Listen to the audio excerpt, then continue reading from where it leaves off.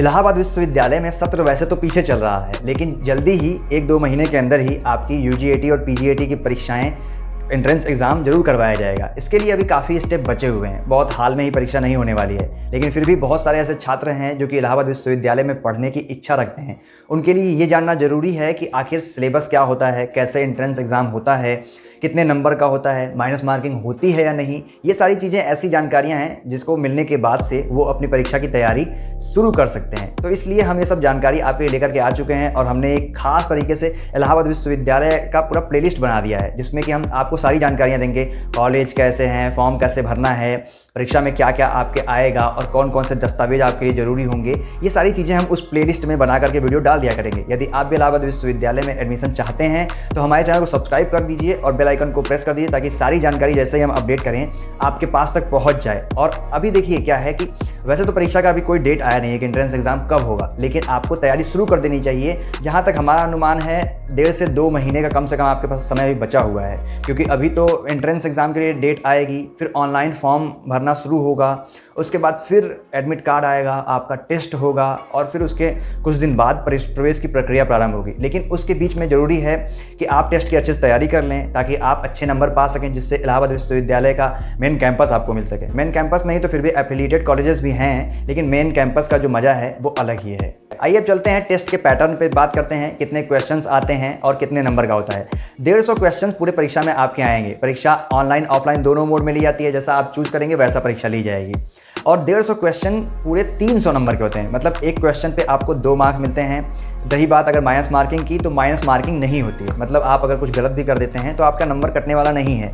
आप मन लगा के सारे क्वेश्चन सॉल्व कर सकते हैं। आइए अब जानते हैं कि उन 150 क्वेश्चंस में कौन से सब्जेक्ट के कितने क्वेश्चन आते हैं। उन 150 में से सबसे पहला भाग होता है लैंग्वेज या लिटरेचर का, जिसमें इंग्लिश या हिंदी आप जो चूज़ करते हैं उसके क्वेश्चंस आपको सॉल्व करने होते हैं। यदि आप 25 पूरे क्वेश्चन सॉल्व कर देंगे तो 2 नंबर के हिसाब से 50 नंबर आपका इस भाग में होता है। अगला होता है जनरल अवेयरनेस का। जनरल अवेयरनेस जैसा कि आप जानते हैं, सामान्य ज्ञान की सारी चीज़ें या करंट अफेयर भी उसमें आता है। 25 क्वेश्चंस जनरल अवेयरनेस के होते हैं। यदि आप इसके भी पूरे कर देते हैं तो 50 नंबर आप इस भाग से ले सकते हैं। देखिए, एक बहुत इंपॉर्टेंट चीज़ ये होती है कि आपका जो सब्जेक्ट वीक है, आपको ये देख के चलना होगा कि आपको कुल मिला के 200-210 नंबर तक लगभग लाने हैं, इससे आपका आराम से सिक्योर हो जाए सीट।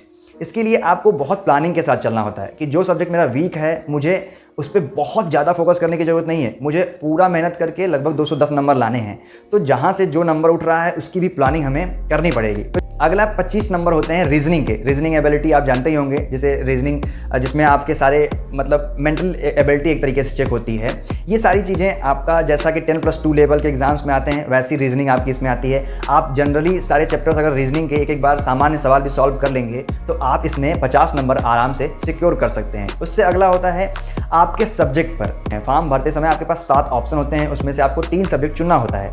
उसी से 25-25-25 क्वेश्चन आते हैं। ये सबसे बड़ा भाग है, मतलब इसमें 75 आप समझ सकते हैं कि 150 नंबर आपके इसी भाग पे मिलने हैं। आइए जानते हैं 7 सब्जेक्ट कौन से होते हैं जो आपको फॉर्म भरते समय आपके सामने होते हैं। इन सब्जेक्ट में सबसे पहला है geography, civics, economics, history, logic, Sanskrit और उर्दू। इन सब्जेक्ट में से जो भी आप 3 चुनते हैं उसके आपके 25-25 क्वेश्चंस आपके सामने पेपर में पूछे जाते हैं।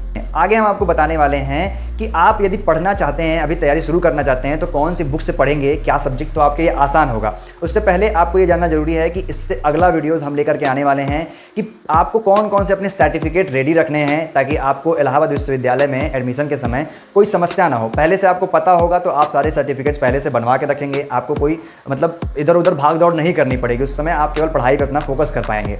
तो जानते हैं हम कि आखिर कौन से बुक आप पढ़ेंगे तो अच्छा रहेगा। एक जनरल नॉलेज के लिए आप अगर चाहें तो लूसेंट की बुक पढ़ सकते हैं, और वो तो पूरा मतलब कि सागर है, उसे आप अगर पढ़ लेंगे तो आपके काफ़ी हद तक नंबर सिक्योर हो जाएंगे। लेकिन अगर आप स्पेसिफिक बात करेंगे इलाहाबाद विश्वविद्यालय के लिए, तो कुछ पब्लिकेशंस हैं जो कि बुक्स निकालते हैं। जैसे अरिहंत पब्लिकेशन निकालता है, अपना बुक निकालता है, जिसमें कि इलाहाबाद विश्वविद्यालय एंट्रेंस के लिए उसमें क्वेश्चंस आपको दिए रहते हैं। शिल्पी पब्लिकेशन है जिसमें निकालता है प्रीवियस ईयर का एक तरीके से मेमोरी बेस्ड क्वेश्चन उसमें दिए होते हैं। तो आप कोई भी बुक लेके पढ़ना स्टार्ट कीजिए। अगर आप अच्छे से कोई भी बुक ए से लेकर जेड तक पढ़ लेंगे तो आप ज़रूर ही आप इलाहाबाद विश्वविद्यालय का एंट्रेंस क्वालिफाई कर जाएंगे, क्योंकि बहुत हाई लेवल का एंट्रेंस इसमें नहीं होता है। 10+2 लेवल का आप आराम से तैयारी अगर कर लिए, अगर आप एनसीईआरटी की बुक भी पढ़ लिए ना 6 से लेकर के 12 तक का, तो आपका आराम से इलाहाबाद विश्वविद्यालय का एंट्रेंस निकल जाएगा, चाहे जिस सब्जेक्ट का हो। तो आज के वीडियो में इतना ही। आपने इसमें जाना कि आपके पास कम से कम अभी 1.5 से 2 महीने बचे हुए हैं तैयारी करने के लिए। यदि आपने नहीं शुरू किया है तो अब से शुरू करेंगे तो भी आप अच्छा नंबर पा जाएंगे। दूसरी बात आपने जाना है कि 150 क्वेश्चंस होते हैं और 300 नंबर का पेपर होता है। तीसरी बात आपने जाना माइनस मार्किंग इसमें नहीं होती है। चौथी बात आपने जाना कि कौन से सब्जेक्ट में कितने कितने क्वेश्चंस आपके सामने पूछे जाते हैं। पांचवी बात ये जान लीजिए कि ये पेपर आपका 2 घंटे का होता है। 2 घंटे का आपको समय इस पेपर को सॉल्व करने के लिए मिलता है। छठवीं बात आपने जाना कि कौन सी बुक यदि हम पढ़ना स्टार्ट करेंगे तो अच्छे नंबर्स आ जाएंगे। रीजनिंग एबिलिटी के लिए आप कोई भी बुक सॉल्व कर सकते हैं।